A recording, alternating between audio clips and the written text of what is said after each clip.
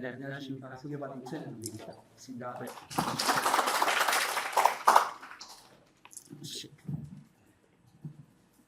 네.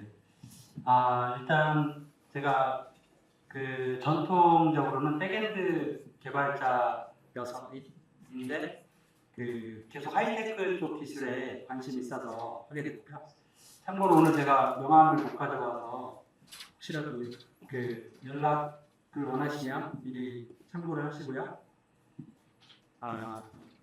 그래서 이따가 뒷장에도 제가 연락처를 적어놨으니까 이따가 찍으셔도 됩니다. 그러면은 바로 발표를 진행하겠습니다.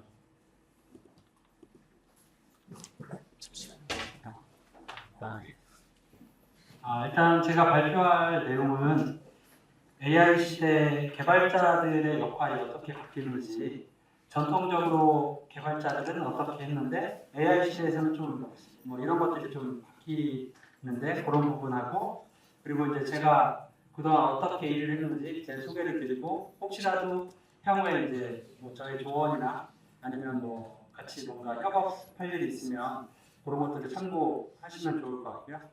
그리고 일단 오늘 발표는 제가 LLM 쪽을 하고 있기 때문에 약간 LLM에 좀 편중이 있을 수 있다는 거 좀 참고하시고요.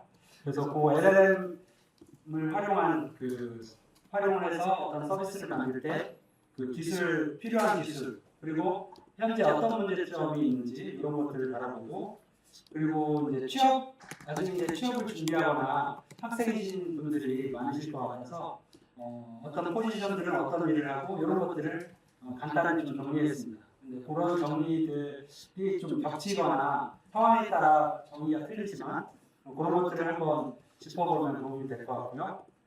그 다음에 그 NLP하고 LLM 중심으로 제가 그 RAG 기반 서비스를 회사에서 개발하고 논문 내고 특허를 냈던 경험이 있습니다. 그래서 그거 간단히 설명드리고, 그 다음에 파이토치가 여전히 LLM에서 어떻게 쓰이는지 뭐 결론부터 말씀을 드리면, 올해 저는 이제 파이토치를 거의 쓰지 않았었고요.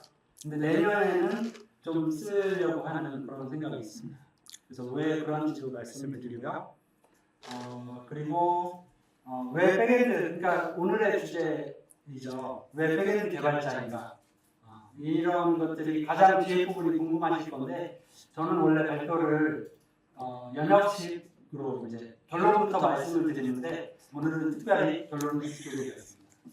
그래서 향후에 백엔드 개발자가 어떤 게 역할을 확장할 수 있는지 이런 것들을 이런 순서 발표를 드릴 거고요. 그 다음에 이 발표 자료는 아마 충분히 공유를 하실 수 있으니까 여기 참고해 드리는 링크나 이런 것들 나중에 발표 자료를 참고하시면 도움이 될 것 같습니다. AI 시대의 개발자 역할이 어떻게 바뀌는지. 그러니까 요즘에 이제 AI 붐이 되면서 AI가 뭐 이렇게 많이 이제 그 하이프 사이클을 겪었잖아요. 뭐 잘 될 때도 있고 뭐 겨울이 될 때도 있는데, 이제 최근에 챗GPT가 혁신을 일으키면서 이세돌 때도 한번 혁신 파급 효과가 있었는데, 지금은 이제 또 한번 파급 효과가 됐다가 지금은 약간 다시 그 어둠의 죽음의 골짜기인가요? 그 죽음의 골짜기로 이제 진행되는 그런 상황인데, 이제 그런 것들하고, 그 다음에 왜 AI 백엔드 개발자가 필요할까? 그리고 역할은 어떻게 가질까? 그리고 현재 LLM이 주도하는 현재 기술의 트렌드는 일단 범용 LLM을 충분히 활용을 못하고 있습니다. RAG라는 어떤 검색을 통해서 사실 LLM이 여러 가지 많은 역할을 했다가 RAG라는 게 검색을 붙이면서 기능을 축소를 했습니다. 근데 이제 멀티모달로 가면서 다시 LLM이 가진 역량을 최대한 발휘하는 이런 트렌드로 이제 바뀌는 것 같고요. 그래서 LLM을 구성할 때 지금 현재 트렌드는 오케스트레이션 프레임워크로 앵체인하고 라마인덱스 이게 이제 인기가 있고, 그다음에 어떻게 이제 지시를 해야 LLM이 좋은 성능을 낼지, 프롬프트 엔지니어링, 그다음에 챗GPT나 이런 것들은 클라우드 기반인데 어떤 이제 기업에서 실제 활용 그 서버에 설치할 때는 SLM이라는 용어로 그러니까 스몰 LLM인데 요즘에는 줄여서 SLM이라고 많이 부르더라고요. 그리고 파인 튜닝하고 모델 서빙, 에이전트 이런 것들이 트렌드입니다. 그래서 제 소개를 좀 드리면 저는 이제 금융 분야 10년 정도 백엔드 개발을 하다가 최근 5년 동안 인공지능, 빅데이터, 검색 엔진, 현재는 챗봇하고 콜봇 대화 엔진을 개발을 하고 있고요. 대부분은 전통적인 방식으로 개발을 하고 있습니다. 그러니까 굳이 LLM이나 이쪽을 활용을 하면 LLM에서 충분히 커버가 되기 때문에 사실 이쪽에서 커버를 하지 못하는 딱 정해져 있는 그러니까 규칙 기반의 이런 것들을 제가 챗봇하고 콜봇 쪽 개발을 하고 있고요. 바로 직전에 RAG를 개발을 했었는데 그거는 뒤쪽 장표에서 설명을 할 거고요. 그다음에 현재는 그 LLM RAG 커뮤니티를 운영을 하고 있고요. 그래서 사실상 백엔드 개발자가 이렇게 양성으로 활동을 하는 경우가 많지 않은 것 같아요. 워낙 바쁘기도 하고 그다음에 이제 AI를 전공했던 사람들하고 대화를 하면 많이 밀리기도 합니다. 그래서 그런 어떤 부족한 부분도 있고 워낙 회사에서 야근이나 이런 것들도 많이 하다 보니까 그런 어떤 백엔드 개발자들을 접하기가 쉽지 않아요. 그러니까 어딘가에 제야의 고수들이 있을 텐데 저도 많이 만나지 못해서 많이 아쉬운데 이런 활동을 통해서 그런 분들하고 교류를 하고 또 이제 백엔드 쪽으로 하고 싶어하는 분들에게도 지식 공유를 좀 해보고 싶습니다. 그래서 최근에 제가 그 RAG 그러니까 검색 후에 벡터 DB로 검색 후에 그거를 LLM에 전달을 해서 생성하는 게 RAG잖아요. 그 기반으로 Q&A 봇을 만들어서 논문도 냈고 그다음에 그거를 그 특허도 내고 회사에도 적용을 했고요.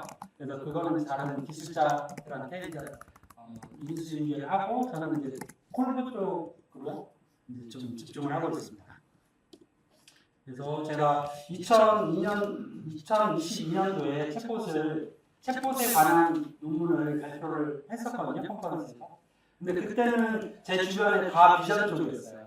아마 오늘 오신 분들 중에 절반은 아마 비전 쪽 하실 것 같은데, 그래서 제 주변엔 다 비전이었는데 2024년이 오면서 바뀐 거죠, 세상이. 이제는 비전 쪽은 오히려 취업하기 어렵다고 하고 LLM 쪽이 많은데 LLM 쪽도 전공자들이 또 너무 많이 공급이 또 나온 거예요. 그래서 다시 이제 또 취업이 또 어려운 악순환이 이렇게 됐는데 이제 그런 측면이 있었는데 어쨌든 그런 트렌드가 있었고 저는 이제 2004년에 데이터베이스 쪽을 전공을 했고요. 그때부터 계속 하이테크 쪽에 관심이 많아서 지금까지 이제 사실상 백엔드 개발할 때는 야근을 너무 많이 해서 공부할 시간이 없는데 어떻게 보면 되게 그런 욕구가 좀 많았던 것 같아요. 그러니까 야근을 하면 뭔가 내 안에 뭔가 내 공부를 해야 된다는 그 욕구가 더 많아서 오히려 더 힘들 때 공부를 하면서 이렇게 이제 5년 정도 인공지능을 할 기회가 생긴 것 같습니다. 그래서 일단 LLM 기술 스택하고 도전 과제 이런 것들을 보면 일단 RAG는 LLM 서비스의 요즘의 핵심입니다. 그러니까 컨텐츠를 검색을 해요. 검색을 하고 그 검색 결과와 질문을 LLM에 전달을 해서 답변을 생성하면 되는데 그냥 LLM에 그냥 주면 확실히 좋은 답변을 많이 하는 경우가 많습니다. 그러니까 요즘에 멀티모달 LLM이라고 하고 이제 챗GPT에서도 문서를 올리면 그거에 대해서 요약해달라고 굉장히 잘하잖아요. 근데 그런데도 왜 RAG를 써야 되느냐? 바로 이제 토큰 제한이 되죠. 그러니까 LLM에서 이제 기업에서 쓰는 데이터들은 굉장히 많은 데이터인데 그거를 LLM에 줄 수가 없잖아요. 그러다 보니까 이거를 그 한 번 검색을 하는 겁니다. 검색을 하는데 검색을 하려고 하다 보니까 이거를 인베딩을 해야 되는데 또 문서를 그냥 통째로 넣으니까 이 문서가 나중에 LLM으로 전달이 되면 토큰 수에 또 걸리는 거예요. 그러다 보니까 이제 스플릿하는 과정이 생기는데 이 스플릿하는데 성능 이슈가 또 발생을 하고 그 다음에 이거를 파싱할 때 또 이슈가 있는 거예요. 그러니까 어떤 웹이라는 게 보면 왼쪽 있고 상단 있고 이런 거잖아요. 내 안에 콘텐츠만 딱 갖고 와서 해야 되는데 이게 뒤죽박죽 되어버리는 거예요. 근데 오히려 이걸 LLM에 직접 주면 파싱을 오히려 잘하더라고요. 근데 지금 현재 나와 있는 그런 로더나 다큐멘트 로더나 이런 것들을 뒤죽박죽 된 상태로 텍스트로 변환을 하다 보니까 거기에서 이제 로스가 생기고 그 다음에 스플릿 할 때 중간에 문맥을 잘못 자르다 보니까 또 문맥 이해하는 이슈가 되고 하여튼 이런 이슈들이 있음에도 불구하고 RAG의 기술에 각광을 받는데 기술적인 한계가 있는데 많은 엔지니어들이 기술로만 해결을 하려고 합니다. 여기에서 이제 백엔드 개발자들이 중요한 것들이 기획 쪽을 접하면서 기획의 그런 니즈를 받아들이는 거예요. 아 이거는 정확도가 백엔드 입장에서 이건 그런 데를 잘 나와. 하지만 시장에서는 내가 원하는 답변이 아닌데 이상한 답변인데 하나라도 잘못된 게 나오면 안 되는데 이런 니즈가 있는 거예요. 그래서 이런 것들을 해결하기 위해서 기획적인 접근이 필요합니다. 그래서 그 LLM 현재 그 기술 스택을 아까 제가 조금 설명을 드린 거에 추가하면 서빙이나 어떤 백엔드 개발자가 아닌 분들, 그러니까 AI로만 접근을 하신 분들은 뭐 동시성 제어나 데이터베이스 처리, 그 다음에 이런 것들에 익숙치 않을 거예요. 왜냐면 제가 올 초에 프로젝트를 했거든요. 그러니까 DB 처리하고 뭐 이런 여러 가지 했는데 DB 처리를 한 번도 안 해보신 분들이 절반 이상이더라고요. 그러니까 한마디로 데이터 과학자 분들이나 문과 이런 쪽에서도 이 AI 때문에 많이 온 거예요. 그러다 보니까 나름대로 똑똑하신 분들도 많으니까 뚝뚝딱 잘 만들지만 이거를 서비스로 하려고 하다 보면 또 여러 가지 이슈가 생깁니다. 그래서 밑에 이제 도전 과제들이 있는 거죠. 서비스 완성도, AI 거버넌스, AI 가치의 이해는 경영진을 경영진을 설득하는 능력을 과연 AI 기술만 아는 사람이 설득할 수 있는가? 이런 접근, 그 다음에 AI에 대한 인사이트, 교육 역량, 그 다음에 인프라, 비용, 그 다음에 풀스택 개발자가 시장이 부족하고 시스템들하고 연동을 하고 뭐 이런 것들이 있습니다. 그래서 최근에 이제 네이버 쪽 AI하고 그다음에 업스테이지 이런 여러 가지 프레임워크 기반의 그런 AI 기업들이 많이 나오는데 결국은 고민해야 될 것은 서비스입니다. 서비스. 사용자들이 쓸 수 있는 것들을 해야 되는데 그런 측면에서 이제 백엔드 개발 역량, 그다음에 기획 역량을 저는 강조를 하고 있습니다. 그래서 AI 관련 직군이 뭐고 백엔드 개발이 뭔가 이런 것들을 할 수가 있는데 일단은 그 소프트웨어나 컴퓨터 사이언스를 전공하신 분은 아시겠지만 예전에 이제 제가 20년 전에 그 소프트웨어를 전공을 했을 때 개발자는 어떤 일을 하냐면 요구사항 분석, 그 다음에 분석, 시스템 분석, 설계, 개발 이런 걸 합니다. 그러니까 웹 디자인 빼고는 다 한다고 보시면 돼요.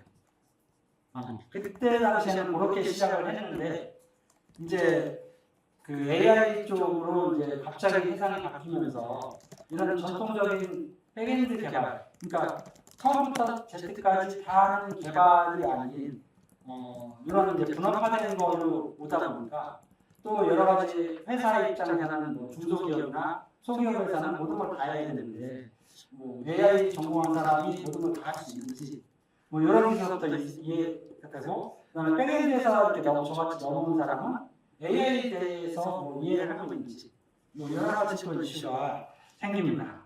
그래서 AI 백엔드 개발은 일반적인 백엔드 개발 역할까지 확장을 할 수가 있는데 일단 API, 그 다음에 모델 서빙을 통합하는 것, 그러니까 이제 챗GPT나 이런 걸로 API 하는 것들은 일반적인 AI 리서처나 이런 AI 엔지니어들은 좀 덜하겠죠. 보통은 이제 구축형 그 모델을 주로 많이 할 것 같은데, 어쨌든 이런 것들을 전체 통합을 하려면 AI 백엔드 개발자가 이런 부분을 하고, 그다음에 문서 노드를 하거나 업로드를 하거나 이럴 때 파싱 이런 것도 일부 할 수가 있고, AI 엔지니어들이 이제 여기 AI 엔지니어에서도 좀 갈리잖아요. 뭐 모델 서빙이 있고 AI 리서처가 있고 뭐 AI 뭐 MLOps가 있는데, 일단은 AI 엔지니어 측면에서 제가 이제 정리한 걸 보면 일단 데이터 전처리나 모델 학습, 튜닝, 그다음에 SLM 서빙, 추론 이런 거서부터 요게 이제 AI 엔지니어, 그다음에 모델러는 이제 이 중에서도 AI 엔지니어 중에서 모델 학습 튜닝하고 서빙에 이제 좀 더 중점을 뒀다. 이런 것들은 이제 용어 정리는 뭐 좀 많이 바뀔 수 있는데, 좀 좋은 아이디어가 있으면 나중에 알려주시면 좋을 것 같고요. 그다음에 우리나라에서는 실질적으로 리서치만 하는 경우는 흔치 않은 것 같아요. 그러니까 관공서에 가면 문서 작업이나 이런 쪽도 많이 해야 되고, 그다음에 대기업이나 이런 데 가면 또 일반 서비스 쪽 그런 쪽하고 뭐 그런 쪽에 눈치도 봐야 되고, 이렇게 하다 보면 AI 리서처들이 순수한 AI 리서치가 많이 있는데, 어떻게 보면 이제 순수한 신기술, 선행 과제 이런 쪽에 집중하시는 분들이 리서처라고 하실 수 있고요. 그다음에 데이터 분석, 데이터 사이언티스트 이런 부분이 있고, 전통적인 그 백엔드 개발자들, 그러니까 자바 기반의 스프링 환경의 시스템 분석 설계 개발 이런 것들이 현재 저희 나라에는 이제 거의 백엔드가 자바 중심이잖아요. 거의 자바 중심이고, 파이썬으로 백엔드 하는 경우는 뭐 흔치는 않은 것 같습니다. 그래서 프론트엔드 개발자가 이제 저 때는 20년 전에는 사실상 백엔드, 프론트엔드 이런 구분이 개발자의 구분은 없었고 다 했거든요. 근데 최근에는 그 프론트엔드, 리액트나 이런 것들이 부상을 하면서 프론트엔드 개발자가 나오는데, 저희 회사 같이 뭐 한 50명 내외 회사에서는 프론트엔드 개발자, 전용 개발자가 없어서 백엔드 개발자가 다 합니다. 리액트하고 뭐도 하고, 뭐 이건 회사에 따라서 상황이 좀 틀린 것 같고요. 그래서 이렇게 이제 일단은 제가 한번 비교를 해봤습니다. 네.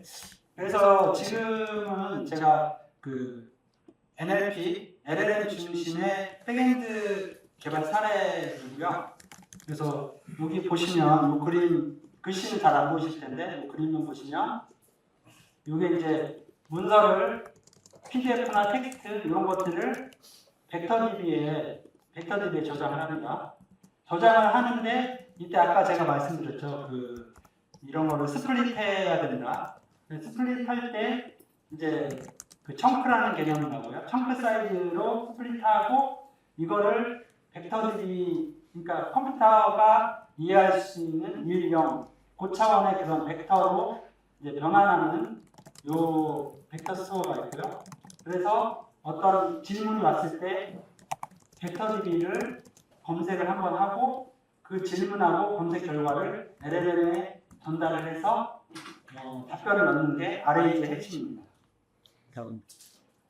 그래서 이런 형태고요.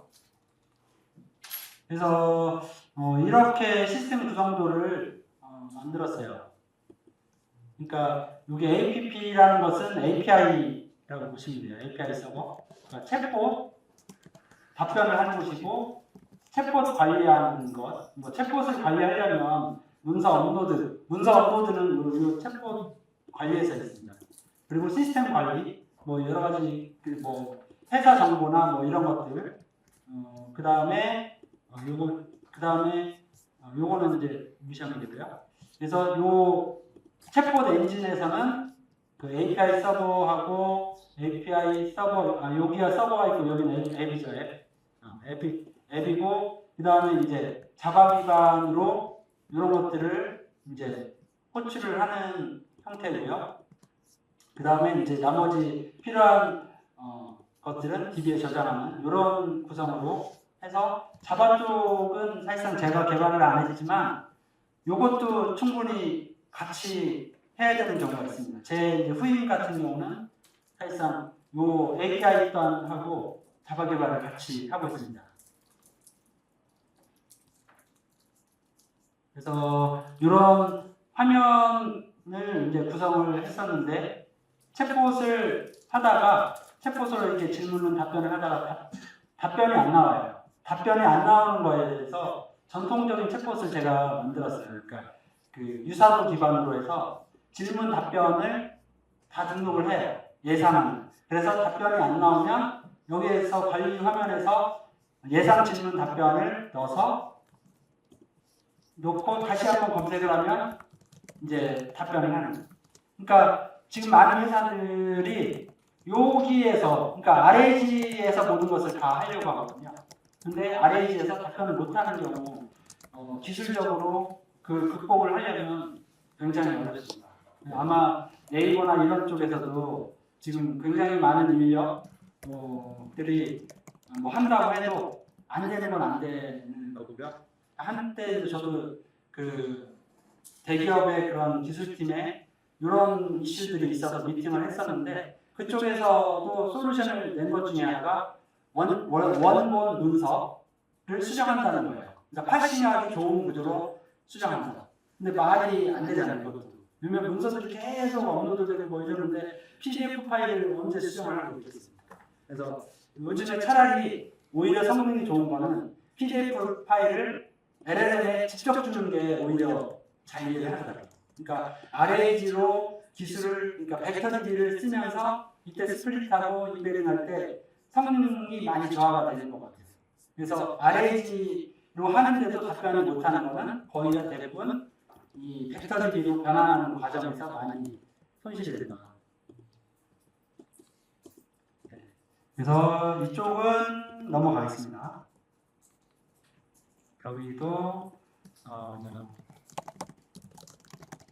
여기는 RAG 문서를 업로드하는 이렇게 화면으로 이제 관리하는 것들도 만들었고요. 이것도 마찬가지로 뭐 조금 이제 저는 엔지니어니까 엔지니어 입장에서는 이게 어떤 화면이냐면 문서를 그러니까 PDF나 이런 것들을 업로드를 하면 이거 벡터DB에 저장하는 구조거든요. 그러니까 저는 엔지니어 관점에서 최대한 시스템 안정을 위해서 업로드하는 것하고 그다음에 벡터DB로 하는 거하고 단계들이 많았어요. 그러니까 그게 시스템적으로 안전하니까. 그러니까 예를 들어 막 1000개의 문서를 업로드를 한다. 이랬을 때 파일들이 꼬이거나 DB 디스크상에 문제가 있으면 에러가 날 수 있잖아요. 하지만은 이제 저희 이제 그 기획 쪽에서는 그렇게 하면 관리자들이 너무 불편하다, 통합해달라 해서 붙였습니다. 그러니까 이런 식으로 언제든지 회사의 상황에 따라서 좀 수용을 할 건 수용을 해줘야 되는 게 또 저희 엔지니어의 숙명인 겁니다. 그래서 일단 그 여기도 요거가 중요한 장표 중에 하나인데 아까 제가 말씀드렸죠. 그러니까 RAG 기반의 질문을 했는데 LLM이 전혀 엉뚱한 답변을 하는 거예요. 그래서 이거 환각증상이다 했는데 제가 이제 어떤 문제가 있어서 그러냐 그래서 제가 답변을 잘 못했습니다. 그렇게 해서 디버깅을 하기 위해서 제가 요 로그를 세 가지를 분리해서 로그를 찍었어요. 그러니까 검색 결과 로그하고 순수하게 LLM 그리고 통합된 LLM 아니 RAG 기반의 LLM 요거를 같이 출력을 해보니까 검색에서 잘못된 경우 답변을 못하더라고요. 그러니까 엉뚱한 검색 결과를 주니까 LLM이 그걸 보고 잘못된 답변을 준 거예요. 왜냐면 제가 거기에 프롬프트에다가 검색 그러니까 문서에 없는 내용은 답변하지 마세요. 이렇게 지시를 했는데도 환각증상이 나온 거예요. 그러니까 뭐냐면 이 LLM 입장에서는 말을 들은 거죠. 왜냐면 검색된 결과를 가지고 자기는 판단을 했으니까. 하지만 어쨌든 그 문서 변환할 때 품질이 안 좋았다. 이런 것들은 이제 디버깅을 할 필요가 있을 것 같습니다. 네, 일단 지금까지는 이제 제가 그 사례를 얘기한 거고요. 본격적으로 이제 파이토치 커뮤니티에 왔으니까 파이토치 얘기를 해야 되겠죠. 이 그래프는 제가 그 구글 트렌드에서 직접 검색을 한 내용이고요. 실제 상황과 좀 틀릴 수 있지만 대충 맞을 것 같아요. 여기 그래프가 바로 여기 노란색이 파이토치고요. 인기 트렌드에 대한 건데, 그 다음에 LLM이 초록색, 텐서플로우하고 케라스가 각각 있고, 2022년 2월에 파이토치가 어떻게 보면 케라스 쪽하고 텐서플로우보다 늦게 나왔잖아요. 당연히 그쪽이 먼저 텐서플로우하고 케라스가 더 인기가 있다가 파이토치가 2022년 확 오르고 그 다음에 2024년 3월쯤에는 LLM이 다시 역전을 하는 이런 상황이 발생을 하더라고요. 그래서 파이토치하고 LLM 시대에서는 어떻게 이런 변화가 있느냐라고 했을 때 LLM 시대에서는 텐서플로우하고 파이토치의 프레임워크의 인기가 감소를 하는 것 같아요. 인기가 감소를 하는데 과연 LLM이 워낙 파급 효과가 있었기 때문에 이런 것들이 돼 있었는데 여전히 그 파이토치는 허깅페이스나 이런 곳하고 VLLM에 많이 기반 기술로 많이 쓰이지만 그게 바로 많이 추상화되어 있다. 그러니까 여전히 파이토치는 그 실력 있는 분들의 입장에서는 파이토치는 굉장히 많이 쓰이고 있어요. 하지만 저같이 응용하는 단계에 있는 사람은 추상화된 거를 쓰고 있기 때문에 사실상 파이토치를 많이 쓰고 있다라고는 할 수가 없는 거죠. 그래서 LLM 이전 시대에 텐서플로우가 갑자기 인기가 많아졌던 이유 중에 하나가 케라스를 품으면서 간소화됐다는 거. 네. 그리고 파이토치는 연구 분야에서 논문들에서 어느 순간 저는 이제 그 케라스하고 텐서플로우로 시작을 했거든요, 스터디를. 근데 그게 이제 당연히 쉬우니까 그걸 쓰고 있는데 갑자기 다 파이토치를 쓴다는 거예요. 그래서 왜 그렇지 했더니 연구 논문들이 연구자들이 다 파이토치로 활용을 해서 하고 있더라고요. 그래서 그렇게 이제 시대가 바뀌었고요. 그 다음에 이제 LLM 시대에서는 과연 이런 파이토치가 어떻게 활용이 될지 그런 것들을 잠깐 저도 살펴봤습니다. 여기 있죠? LLM 시대에도 여전히 파이토치가 중요한 이유는 어떤 그런 파이토치가 이미 기반 기술에 많이 쓰여져 있고요. 그 다음에 여기 있죠? 여기 대형 언어 모델에도 쓰이고 여전히 이제 고급 처리나 이런 것들을 할 때는 파이토치 기술이 많이 쓰이고 특히 이제 파인튜닝이나 이런 쪽에 많이 쓰이고 RAG 쪽에서도 뭔가 조금 커스터마이징을 하려면 파이토치 기술이 많이 쓰이는데 현재는 랭체인 기술이 많이 보편화되어 있긴 합니다. 근데 랭체인도 뭐 여러 가지 단점이 있다 보니까 랭체인을 하고 이미 조금 더 고도화를 하시는 분들은 다시 랭체인을 또 안 쓰신다는 말도 있더라고요. 그래서 여전히 LLM 시대에서는 지금 이제 컴퓨터 비전을 하시는 분들은 파이토치를 많이 쓰신다고 저는 알고 있는데 어쨌든 그런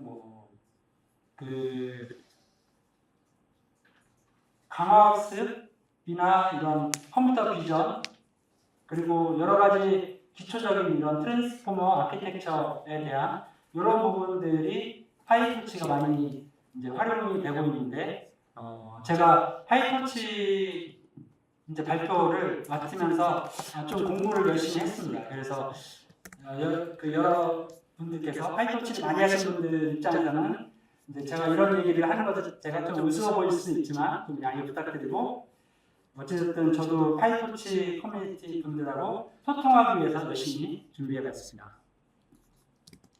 그래서 LLM 시대의 비전 처리는 어떻게 가야 될까? 이제 저는 LLM 관점에서 만 했으니까 전문적으로 LLM 비전 쪽을 하시는 분들은 양해 부탁드릴게요.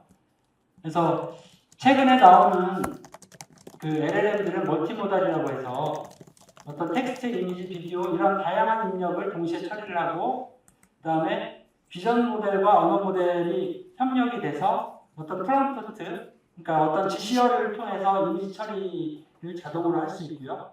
그 다음에 어떤 특징 추출이 기존의 비전 처리였다면 이런 인베딩 기반의 것들을 결합된 형태로 확장이 되는 것 같습니다.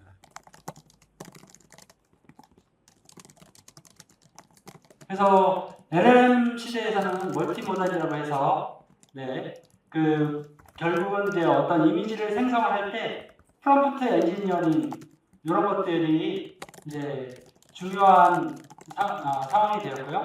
이런 프롬프트를 통해서 어떤 이미지를 생성을 하는 이런 형태로 발전이 되고 있습니다. 그래서 파이토치에 대해서 어떤 분야에 활용이 될지 이렇게 제가 준비를 이렇게 조사를 해봤고요. 그리고 그 챗GPT를 통해서 소스도 만들어봤습니다. 그러니까 여러분들이 이 링크 보면 제가 사용했던 프롬프트를 보실 수 있고요. 이렇게 딥러닝 기반, LLM 기반 이렇게 그 소스를 변환한 것들도 참고를 하십시오. 그 다음에 강화학습 쪽에도 있고, 그 다음에 컴퓨터 비전 쪽에서도 이렇게 딥러닝 기반에서 LLM 기반으로 갈 때는 클립 같은 어떤 이런 것들을 라이브러리를 사용합니다. 그래서 다중 추론, 복잡한 추론을 할 때 이런 파이토치가 많이 쓰일 수 있다고 합니다. 저도 아직 여기까지 충분히 학습은 안 된 상황이고요. 그래서 이렇게 자료를 준비해봤고요. 네, 오늘의 또 주제가 여기 이제 나왔습니다. 일단 AI 백엔드 개발자에서 왜 백엔드 개발자가 중요한가? 결국은 이 사람의 핵심입니다. AI 리드. 그러니까 기업들이 결국은 AI 리드를 잘 뽑으면 그 회사가 성공을 하는 거예요. 그러니까 기술은 사실상 어느 정도 비슷비슷할 거예요. 근데 그 가치와 기술을 같이 갖고 있는 사람이 바로 AI 리드고요. 이 AI 리드가 AI만 전공을 했다 하면 회사에서 리스크가 있습니다. 결국은 AI 리스크를 이 AI 리드 이분이 백엔드에 대한 그런 인사이트나 이런 수용 능력이 있을 때 그 회사가 저는 성공할 수 있다고 보고 있고요. 그래서 AI 백엔드냐 일반 백엔드냐 이런 것들이 있고 결국 백엔드 개발자들은 AI 서비스를 주도하는 형태로 발전이 되고 조금 더 여유가 있는 분들은 프론트까지 해야 된다. 특히 중소기업 쪽은 더 하거든요. 그래서 이런 이제 AI 기반의 백엔드 개발자들이 되려면 어떻게 해야 되느냐. 이런 거죠. AI 기술의 극복 방안, 그 다음에 백엔드 개발자의 역할이 중요한 이유, 이런 것들 한번 좀 나중에 한번 문서를 보시고요. 그래서 AI 서비스 개발을 실패하는 이유 중에 하나가 기술이 당연히 뭐 제일 중요하겠죠. 근데 그 중에서 경영진을 설득하는 것, 그 다음에 거버넌스, 그 다음에 결국은 사람이 하는 거잖아요. 각각의 역할들 안에서 조율을 하는 사람이 얼마나 이제 전체 플로우를 이해를 하는 컨트롤 타워의 중요성이 중요한 것 같습니다. 사실상 경영진만 제대로 된 사람만 있어도 그 기업은 성공을 할 것 같아요. 근데 기술만 아는 경영진이라면 아니면 기획만 하는 경영진이라면 어려움이 있을 것 같은데 그래서 여러 가지 사례를 한번 모아놨어요. 뭐 경영진 주도 아니면 기획자 주도 그 다음에 뭐 AI 엔지니어 주도 그 다음에 서비스 기획 능력 부족하는 여러 가지 이런 가상 사례들이 있는데 일단은 백엔드 개발자의 역할을 확장을 하기 위해서는 결국은 자기가 직접 다 해서 좋은 회사에 가서 좋은 기술 스택을 습득하는 게 제일 좋은데 그게 안 된다면 작은 것부터 실습을 해보고 그 다음에 범위를 넓혀가면서 해보면 좋지 않을까 이렇게 저는 제안을 드리고 싶고요. 그리고 백엔드 개발자들이 결국은 역할의 확장이 좀 필요하다. 서비스 중심으로 확장을 해야 되고 그 다음에 이런 서버에 배포를 하는 이런 것들 회사에 따라서 뭐 작은 회사가 쿠버네티스 이런 거 하면 힘들겠죠. 그러니까 회사에 맞게 배포나 자동화를 하면 좋을 것 같고요. 데이터베이스나 기존의 시스템 연동 이런 것들을 해보시면 이런 형태로 회사가 가고 어떤 그 개발자들의 역량을 좀 확대를 하면 좋을 것 같다는 생각이 듭니다. 네, 여기까지가 오늘 제가 발표한 내용인데 제가 시간이 좀 부족해서 중간에 빨리 스킵을 했는데 자료들을 직접 참고를 하시면 좋을 것 같고요. 현재 제가 2025년에 파이터치 도서를 집필을 생각을 하고 있거든요. 그래서 그 전통적으로 비전 처리를 했는데 LLM으로 파이터치를 활용을 해서 비전 처리를 이제 하고 싶다. 멀티모달이나 이런 거 있죠. 이런 것들을 이제 하고 싶은 분은 좀 지원을 해주시면 좋을 것 같고 제가 이제 올해 AI 백엔드 개발자 가이드라는 책을 8명의 공동 저자하고 집필을 거의 마무리를 했거든요. 그래서 이런 경험을 토대로 저도 이제 부족한 부분은 많지만 또 나름대로 아쉬움을 느끼는 부분들이 있다면 협업을 하면 도움이 될 것 같습니다. 이상으로 발표를 마치겠습니다. 감사합니다. 네. 혹시 질문 있으신 분 계시면 손 들어. 네, 감사합니다. 아까 SLM 할때 네. 지금 컬처를 보통으로 아시지 않나고요. 그리고 아까 테스트 API 나오셨을 때 파이썬으로 백엔드 했을 때 좀 뭔가 경험이나 혹시 이거 좀 있어요? 일단은 테스트 API 기반으로 백엔드를 구현할 때 좀 DB 처리 쪽의 세션 문제나 이런 것들이 그러니까 자바 쪽에서는 백엔드 구성할 때 그 프레임워크에서 많이 커버를 해주는데 이런 부분이 좀 아쉬웠고요. 그 다음에 그 벡터DB를 할 때 이제 크로마DB를 썼는데 벡터DB 선정도 되게 어려움이 있고요. 그러니까 벡터DB를 할 때 이게 URL 기반으로 설치를 안 하고 로컬 기반으로 했어요. 그렇게 하니까 문제가 그러니까 챗봇을 이렇게 채팅을 하고 있는 과정에서 중간에 문서를 업로드하거나 뭐 이렇게 했을 때 벡터 변환을 해서 넣어야 되잖아요. 이게 이제 동시성을 못 하더라고요. 그러니까 URL 기반으로 그러니까 DB처럼 해야 이런 것들이 처리가 가능할 것 같은데 그런 부분이 있었고요. 그다음에 SLM 사실상 저도 전통 백엔드 개발이라서 SLM에 대한 경험은 많이 없습니다. 그래서 그런 부분은 사실상 제가 말씀드리고 싶은 건 그 SLM을 하려면 거기에 에너지를 많이 써야 돼요. 그러니까 이걸 설치하고 파인 튜닝하고 적합한 모델 찾고 요것만 하다 보면 백엔드 하기 쉽지 않아요. 그래서 저도 사실 백엔드 개발할 게 너무 많아서 그쪽을 회사에서 할 여력이 안 돼서 책을 쓰게 됐습니다. 그래서 저희 책에는 파인 튜닝하고 SLM, VLLM 이런 것들도 다 구성이 되어 있거든요. 그래서 제가 그 부분도 제가 다 직접 못하니까 저자들하고 이렇게 분업을 한 거예요. 그러니까 그거를 취합을 하면서 공부가 됐습니다. 너무 답변이 길었죠? 시간이 없는데 이렇게 답변할 시간을 주셔서 감사합니다. 예. 혹시 또 다른 질문 있으신 분 계실까요? 네. 네. 혹시 그 메모리 같은 메모리 자원 같은 문제라든지 여기서 설명하실 때 이제 메모리를 관련 관련 경험과는 약간 좀 자제하는 경험은 있고요.